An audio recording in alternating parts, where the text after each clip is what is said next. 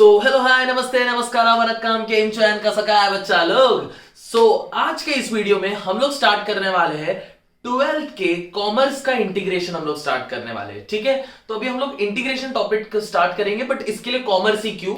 Okay, तो सबसे पहले समझते हैं, हम लोग यहाँ पे दो प्लेलिस्ट बनाने वाले हैं, एक कॉमर्स का इंटीग्रेशन बनाएंगे और एक साइंस एंड आर्ट्स का इंटीग्रेशन बनाएंगे। अब यहाँ पे जो है कॉमर्स का इंटीग्रेशन और साइंस के आर्ट्स के इंटीग्रेशन में फर्क क्या है, इसका फर्क बेसिक दोनों में मेजर डिफरेंस यही है कि कॉमर्स के जो इंटीग्रेशन में है हम लोग यहाँ पे लॉगरिथम, अलजेब्रिक और एक्सपोनेंट टाइप के फंक्शंस के ऊपर डील करेंगे, एंड जो साइंस का इंटीग्रेशन है उसमें इनवर्स और ट्रिग्नोमेट्री भी ऐड ऑन हो जाएगा। इसकी वजह से मैं दो पार्ट्स को सेपरेटली यहाँ पे बताने वाला हूं। एक तो कॉमर्स का इंटीग्रेशन का जो प्लेलिस्ट बनने वाला है ये, एंड इसके बाद में साइंस के इंटीग्रेशन का प्लेलिस्ट बनाऊंगा। तो ठीक है, आज के इस वीडियो में हम लोग स्टार्ट करने वाले हैं विद सम बेसिक्स। इसके हम लोग बेसिक फॉर्मूला समझेंगे और उसके ऊपर हम लोग प्रॉपर्टीज भी देखेंगे। फॉर्मूलास एंड प्रॉपर्टीज होने के बाद हम लोग इसके ऊपर कुछ सम स्टार्ट करेंगे ताकि आपको एक एग्जैक्ट आइडिया मिले कि हम लोग इसको कैसे सॉल्व करते हैं। Let's get started. ओके, अभी हम लोग यहाँ पे कुछ फॉर्मूलाज देखने वाले हैं फॉर इंटीग्रेशन, और इसमें आपने कुछ फॉर्मूलाज बहुत फेमिलियर रहेंगे। अगर आपने बुक नोटिस किया रहेगा, अगर आपके पास बुक है तो उसमें फॉर्मूलाज लिखे रहते हैं, उसमें कुछ फॉर्मूलाज आपको दिखेंगे, बट यहाँ पे मैंने कुछ एक्स्ट्रा एडिशनल फॉर्मूलाज भी लिखे हैं जो कि हम लोग को ये पूरे चैप्टर में कॉमनली बार बार यूज करना पड़ता है, इसलिए मैंने उसका भी एक फॉर्मूला बना के रख दिया है। ठीक है, अभी हम लोग यहाँ पे चेक कर लेते हैं। सबसे पहले मैंने यहाँ पे 4 फॉर्मूलाज दिए। ये चारों फॉर्मूलाज जो है ये हम लोग का अलजेब्रिक फॉर्मूलाज है। अलजेब्रिक फॉर्मूला से कॉमर्स के फील्ड में हम लोग ना 3 टाइप के फंक्शंस के साथ डील करने वाले हैं। पहला है लॉगरिथमिक फंक्शन जिसमें लॉग आता है, देन आता है हम लोग का अलजेब्रिक फंक्शन जिसमें सिर्फ x आता है, एंड तीसरा टाइप का फंक्शन है वो है एक्सपोनेंशियल फंक्शन। एक्सपोनेंशियल फंक्शन में ऐसा रहता है कि जो x रहता है वो पावर में आता है, मतलब 2 raise to x, 3 raise to x, e raise to x, वैसे वाले फंक्शन है। तो सबसे पहले हम लोग यहाँ पे बात करने वाले हैं अबाउट दी अलजेब्रिक फंक्शन। पहला फॉर्मूला देख लेते हैं। अगर यहाँ पे हम लोग के पास देखो f ऑफ x का इंटीग्रेशन करने बोलेंगे, f ऑफ x का integration with respect to dx। Okay, with respect to x बोलते हैं। कैसे लिखना रहता है, इंटीग्रेशन का सिंबल ये रहता है हम लोग का, इट्स लाइक S जैसा रहता है। इसके पीछे एक स्टोरी भी है बहुत इंटरेस्टिंग सा, वो मैं आने वाले इसमें वीडियो में एक शॉर्ट सा बना के रख दूंगा, शॉर्ट वीडियो बना दूंगा, तुम लोग इसका स्टोरी बता दूंगा। ये जो S रहता है उस S को ऐसे खींच दिया रहता है, और ये खींचने के बाद ऐसा हुआ। और इसके पीछे भी एक छोटा स्टोरी ऐसा था कि जो साइंटिस्ट ने ये इंटीग्रेशन निकाला था, जैसे लेबनिज वो साइंटिस्ट का नाम था, उसका हैंडराइटिंग है ना ऐसे था कि वो एस जो है ना वो जरा सा बड़े में लिख देता था। तो जब बाकी ये फर्दर रीडिंग्स के लिए चला गया तो उनको लगा कि ये एक चीज है जिसको सिंबल उन्होंने बनाया है, और एक्चुअली में उन्होंने वो एस बनाया था, बट हो गया वो इस तरह से सिंबल। तुम लोग को आने वाले वीडियो में मैं बताऊंगा इसका पूरा बैक स्टोरी और ये इंटीग्रेशन का एक्चुअली में मतलब क्या होता है करके। Now let's get focus. Basic concepts के ऊपर हम लोग बात कर रहे हैं। यहां पे हम लोग के पास ये था, that is integration of f of x। कोई भी एक फंक्शन उठाओ उसका इंटीग्रेशन निकालो, और ये बाद में जो dx लिखा रहता है इसका मतलब क्या है कि तुम लोग जो इंटीग्रेशन निकालोगे वो x के टर्म्स में निकालोगे। अगर कल जाके इधर t लिखा रहेगा तो तुम लोग इंटीग्रेशन निकालोगे वो t के टर्म्स में निकालते हो। ओके, फिलहाल के लिए मैं इधर x लिखता हूं, इसके लिए देखो यहाँ पे भी x वाले नंबर ही है सर। इसका आंसर हम लोग अज्यूम करते हैं कि इसका आंसर आएगा gx। ओके, अभी यहाँ पे हम लोग बात करेंगे। देखो मैं फॉर्मूला में शीट में कैसे लिखा है, इधर मैंने f ऑफ x लिखा है, मतलब अगर ये फंक्शन का इंटीग्रेशन करेंगे तो उसका आंसर g ऑफ x आएगा, तो ये उसका आंसर रहेगा। सबसे पहले फॉर्मूला इसमें देखते हैं क्या क्या लिखा है हम लोग का। सबसे पहला फॉर्मूला है हम लोग का x रेज टू n का इंटीग्रेशन, उसका आंसर आता है x raise to n+1 upon n+1। Formula याद करना का जरूरत नहीं है, सिर्फ समझ के लो हो क्या रहा है करके। तो इसको मैं एक्सप्लेन कर देता हूं तुम लोग को। अगर मान के चलो कि x क्यूब का इंटीग्रेशन निकालना है, ओके, अगर हमें x क्यूब का इंटीग्रेशन निकालना है तो काफी इजीली निकाल सकते हैं। x के ऊपर ये जो 3 है ना उसमें एक बढ़ा दो, 3 का क्या करोगे 4, बढ़ाने के बाद ये हो जाएगा 4, और डिवाइड बाय क्या करो वही नंबर नीचे लिख देने का। नहीं समझा, ये देखो integration of x raise to 6 ले लो, तो 6 रहेगा तो उसको क्या करोगे 7 ऊपर लिखोगे, नीचे भी 7 आ जाएगा। काफी इजी था ना यहाँ पे। अगर मैं ऐसी integration of x raise to 10 ले लेता हूं तो ये क्या हो जाएगा x रेज टू 11 अपॉन 11। इसमें एक जोड़ना है हमें, सिर्फ 10 में एक जोड़ दो तो क्या हो जाएगा 11, और नीचे भी क्या हो जाएगा 11 हो जाएगा। ये टेक्निकली देखा जाए तो फॉर्मूला बना कैसे, x रेज टू 10, इसमें एक जोड़ा, नीचे भी वही सेम नंबर लिख दिया जो ऊपर लिखा था, 10+1 11, 10+1 11। इस तरह से हम लोग का फॉर्मूला बन जाता है। ओके, आई होप सो कि तुम लोगों को पहला फॉर्मूला समझा रहेगा। सेकेंड फॉर्मूला, अगर हमारे पास 1/√x रहेगा, ओके, ये आपके पास बुक में नहीं दिया है, ये हम लोग को कॉमन दिखाई देता है, मतलब हर बार दिखाई देता है ऐसे टाइप के नंबर्स का इंटीग्रेशन निकालना। आधे लोग इसको कर सकते हैं। बेसिकली कैसा करना है देखो, इसका डेरिवेशन मैं बताता हूँ। सभी को पता रहना चाहिए, रूट वाला जो पार्ट रहता है उसको हम लोग x के पावर में हाफ भी लिख सकते हैं। x का पावर अगर हाफ आता है तो उसका मतलब रहता है कि वो √x है। अभी डिनोमिनेटर में कभी भी आपके पास नंबर रहता है ना, तो आप उसको न्यूमरेटर में लेके जा सकते हो। तो मैं इसको ऊपर लेके गया, बट कंडीशन के साथ आता है। कोई भी चीज करोगे तो कंडीशन आता है। कंडीशन ये है कि जो ये हाफ है ना, वो बन जाएगा -हाफ। ओके, सो एक प्रॉपर्टी है इंडाइसिस का प्रॉपर्टी है 1/a⁻m क्या देता है हम लोग को, a⁻−m देता है। तो इसके बेसिस में मैंने कर दिया। अब ये वाले फंक्शन का अगर तुम्हें इंटीग्रेशन निकालना है, मतलब इसका इंटीग्रेशन निकालना है, इसका मतलब तुम्हें इसका इंटीग्रेशन निकालना पड़ेगा, तीनों का इंटीग्रेशन निकालना है। इसका इंटीग्रेशन का आंसर देखो ये वाले फॉर्मूला से मिल जाएगा हम लोग को। तो वो आता क्या आंसर, x⁻²² + 1/−1/2 + 1। बस क्या करना है, पावर में बस एक ऐड करना और नीचे भी वही सेम नंबर लिख देने का। अब -हाफ + 1 कितना हो जाता है हम लोग का, हाफ हो जाता है। और इधर भी क्या हो जाएगा, सेम आंसर आ जाएगा, दैट इज हाफ। अब यहाँ पे अगर नोटिस करोगे, मैंने अभी तुम लोग को एक्सप्लेन किया था, x का रूट को हम लोग x⁻½ लिख सकते हैं, तो x⁻½ को भी हम लोग x का रूट लिख सकते हैं। तो इसका आंसर होगा √(x/1/2), जिसको हम लोग अच्छे से लिखने चाहेंगे तो ये हो जाएगा √(x), एक्चुअली ये 2√x हो जाएगा, मैंने फॉर्मूला में जरा गलती लिख दिया। इसका आंसर आता है 2√x। 1/√x का डेरिवेटिव आ जाता है 2√x। तो इसका आंसर आ जाता है हम लोग का 2√x। कैसा है, डिनोमिनेटर में कभी भी फ्रैक्शन दिखता है ना, उसको उल्टा करने का एंड मल्टीप्लाई कर देने का, यानी कि √x के साथ ये 1/2 डिवाइड हो रहा था ना, तो मल्टीप्लाई बाय क्या हो जाएगा, 2/1। √x × 2 क्या हो जाएगा, 2√x हो जाएगा। तो ये सॉल्व करने से अच्छा हर एक टाइप के क्वेश्चन में आने वाला है।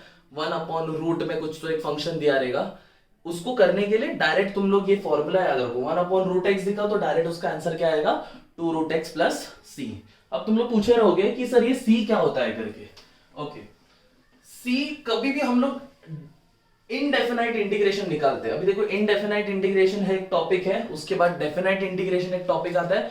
ओके, सो इनडेफिनाइट इंटीग्रेशन में हम लोग का जो फाइनल आंसर रहता है वो वेरिएबल्स में रहता है। ओके, इनडेफिनाइट इंटीग्रेशन में हर बार तुम लोग को लास्ट में +c डालना पड़ेगा।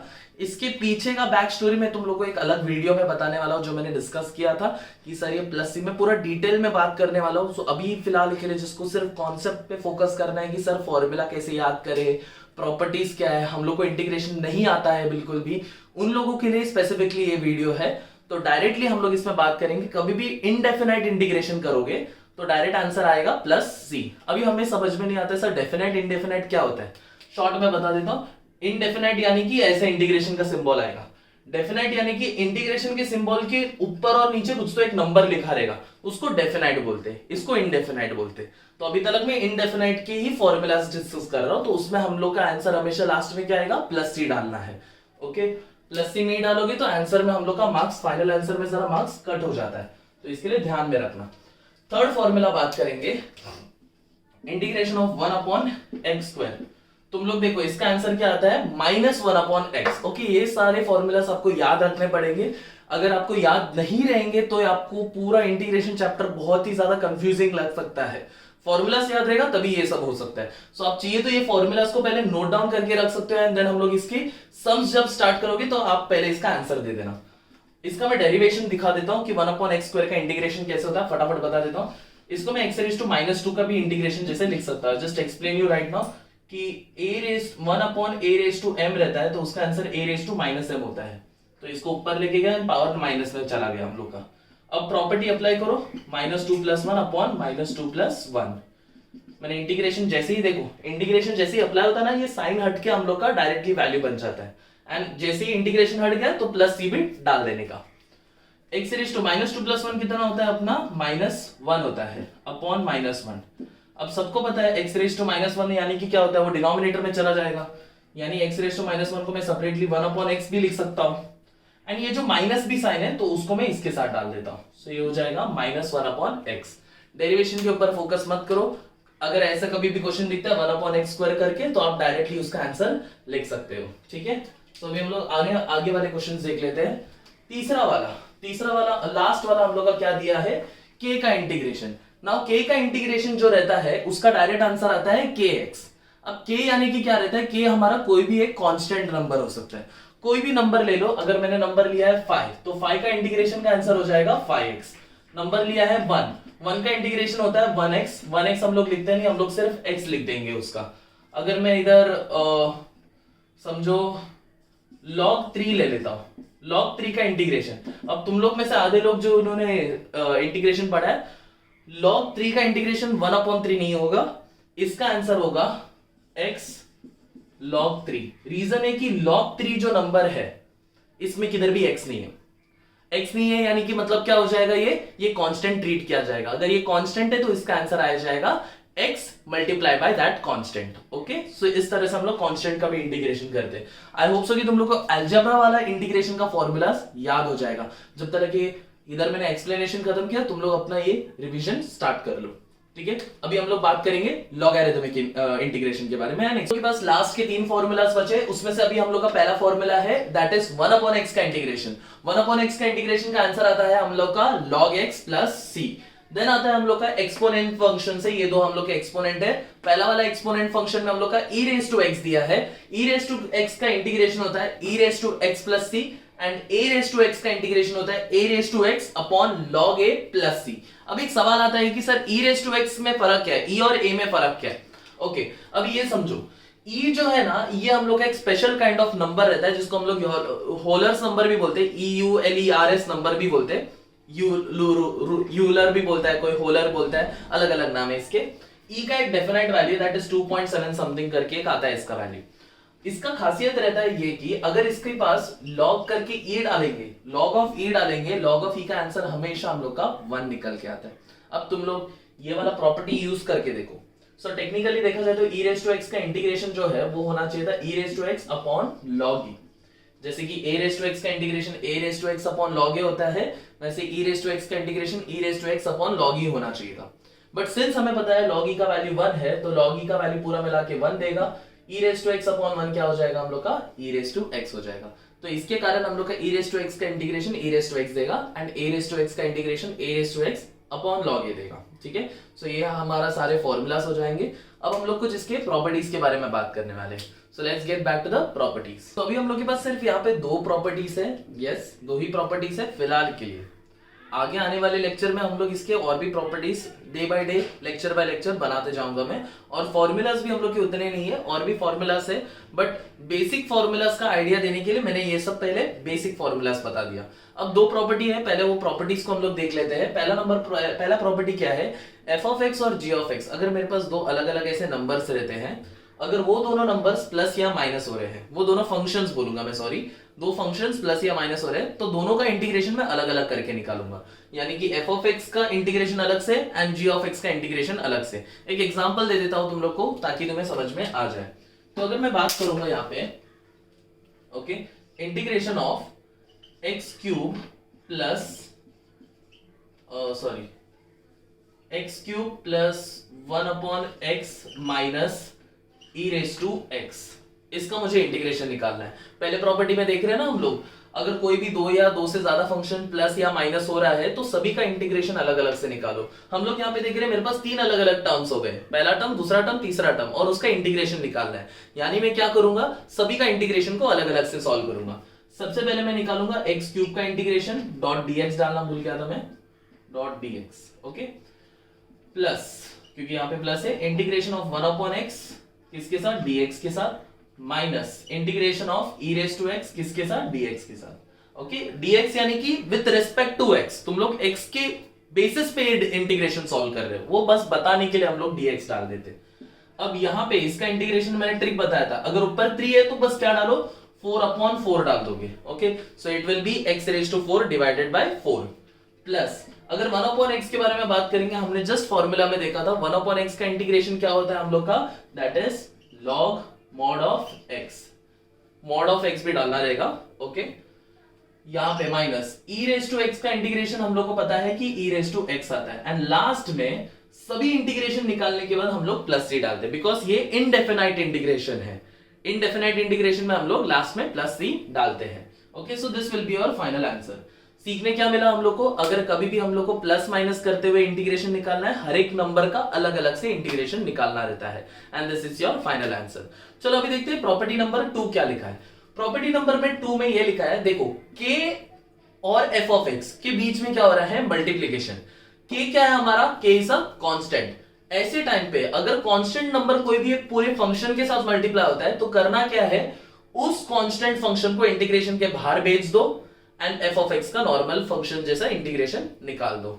समझाता हूं मैं क्या बोलना चाह रहा हूं। सो एक और एक एग्जांपल मैं यहां पे लेने वाला हूं। So if I take this question that is integration of 5x raise to 4 into dx, तो क्या करूंगा मैं, फाइ हमारा कांस्टेंट है, फाइ को इंटीग्रेशन के बाहर डाल दो, सिर्फ बचेगा क्या, x raise to 4 into dx बचा।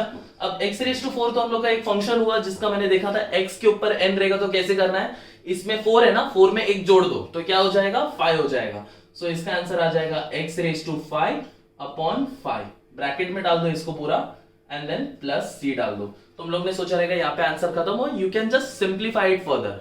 सिंप्लीफाई से मेरा मतलब है अगर ऊपर नीचे देखो कैंसिल हो रहा है ना अपना, 5 और 5 कैंसिल हो गया तो क्या बचेगा, x raise to 5 plus c।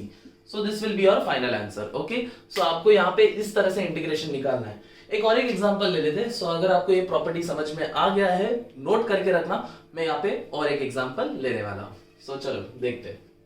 तो चलिए अभी हम लोग ये वाले क्वेश्चन का इंटीग्रेशन निकालते हैं, that is 3x plus 2 the whole square का इंटीग्रेशन क्या होगा। अब सबको पता है कि होल स्क्वायर यानी कि क्या हो जाता है, हमारा यहाँ पे एक बेसिक फॉर्मूला आता है। फॉर्मूला हम लोग का कुछ ये रहता है, that is a plus B, the whole square का फॉर्मूला आता है a square plus 2ab plus b square. Okay, so ये फॉर्मूला हम लोग अभी क्या करेंगे, अप्लाई करेंगे इसके ऊपर, तो ये क्या हो जाएगा देखो, तो integration of 3x plus 2 the whole square gives you 3x square plus 2 into 3x into 2 plus 2 square, okay,